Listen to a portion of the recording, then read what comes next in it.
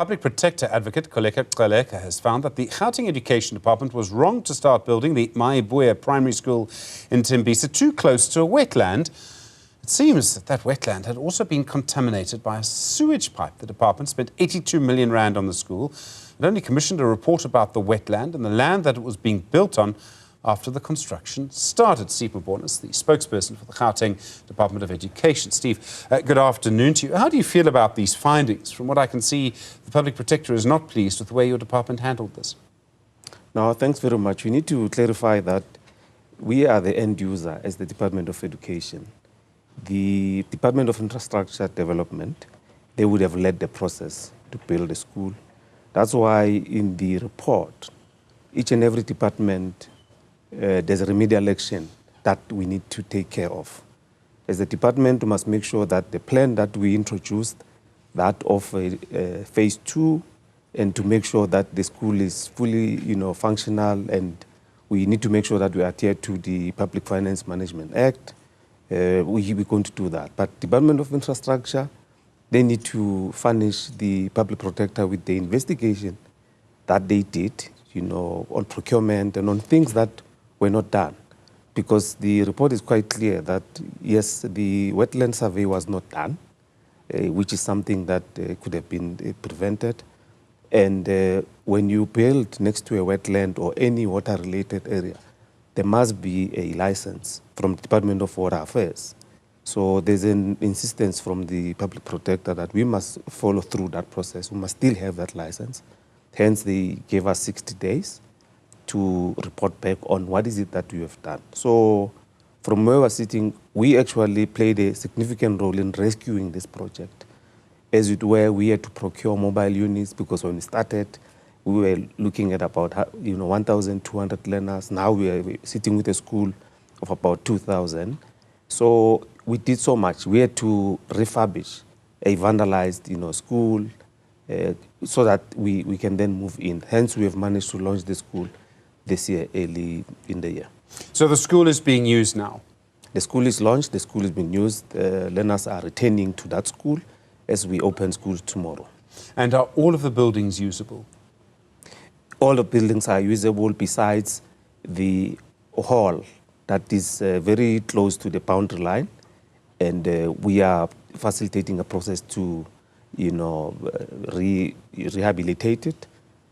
Because it was very close to that water. Remember, we had to decommission the sewer line that was very close to the boundary line.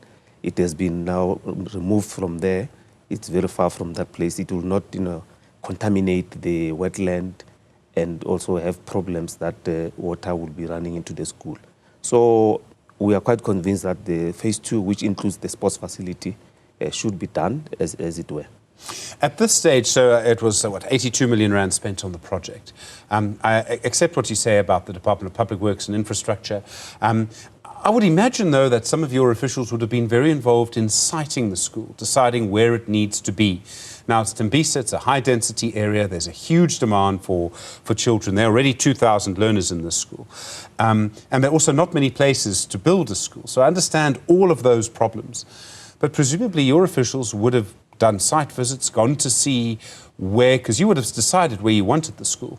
There's a sewage pipe right next to it. Surely someone said, oh, we shouldn't do it here. Yeah, it's a parallel process. That's why I've indicated that some of the responsibility would have been on the door of Department of Infrastructure. Because as a department, though we have an element of officials that are responsible for our infrastructure, they would have made input in terms of the budget, the scope, the prototype, what kind of a school that we're going to have. But all other things, the Department of Infrastructure would have led that process. So we'll come probably at the tail end. Now, there was no way that we would come at the tail end. We had to rescue the project and make sure that we assist the process so that we finalize, because the school has been standing. And remember, we started in 2015. 2016, they started building. 2017, it was supposed to be handed over, but it couldn't because of the things that were not done as it were. So 2017, it was supposed to be handed over. It's 2024 now. That's a whole primary school's worth of children, 7 years, would have gone through it in that process. I mean, that's an astonishing delay. Is this what normally happens when the department builds schools for you? No, I mean, like that's why I was saying the problem, and it took time for us to understand what is the problem.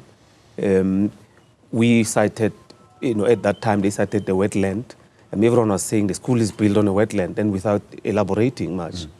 But then we had to make sure that we understand. There were studies that were conducted, and ultimately it was found that actually the pipeline is too close to the boundary line, which then have an impact because that's where the wetland it was delineated.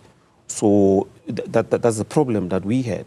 So as soon as that was removed, back, then we had now we must then connect to that sewer line that is appropriately placed. And if you go there, you can see it's not even wet as much as it were earlier. You can tell that the problem is going away. So in a situation like this, there's a budget for a school, right? And I presume most of that money probably comes from your department.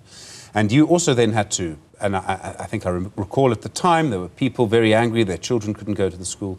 You had to provide, as you say, temporary classrooms and structures. Do you get any of that money back? Or do you lose that money out of your budget? Or does it come back to you from the Department of Infrastructure? No, it doesn't, because remember, it's utilized to build a school. So in essence, if there's additional funding that must be sourced, we have a responsibility to make sure that we source that. Because you will understand that a school, as it were, it must be functional. I mean, you can't build a school and then you leave it at that. That's why we had to intervene from the Department of Education to say, we need to intervene because learners were in a temporary structure, which was meant for a lesser number. Now the population has grown, numbers were very high. Even if when we launched, we had to, for a week, facilitate the process of having mobile units in the very same new school, because the school was built for 1,200 learners. Now we are sitting with close to 2,000 learners. So we had to make sure that we facilitate the process of accommodating everyone at that school. To prevent something like this from happening again, and I realize in a way you shouldn't have to conduct oversight of another government department. You do have to work together. Do you think that maybe you'll keep a closer eye on things being built? I mean, is that one of the recommendations maybe from the Public Protector? No, the recommendation from Public Protector was that department must always do due diligence. There's no way that they will say one step was not taken and there's no explanation thereof. That's why the Public Protector insisted that the investigation that was conducted on trying to find out who did not do what, it needs to be perused and see whether is there anyone that is taking responsibility for that. So the remedial action must be implemented. The Premier is cited there as the, one must make sure that there's oversight, because each and every department has a role to play in making sure that remedial action are implemented. Steve Mabona, thank you very much indeed for coming in, spokesperson for the Gauteng Education Department.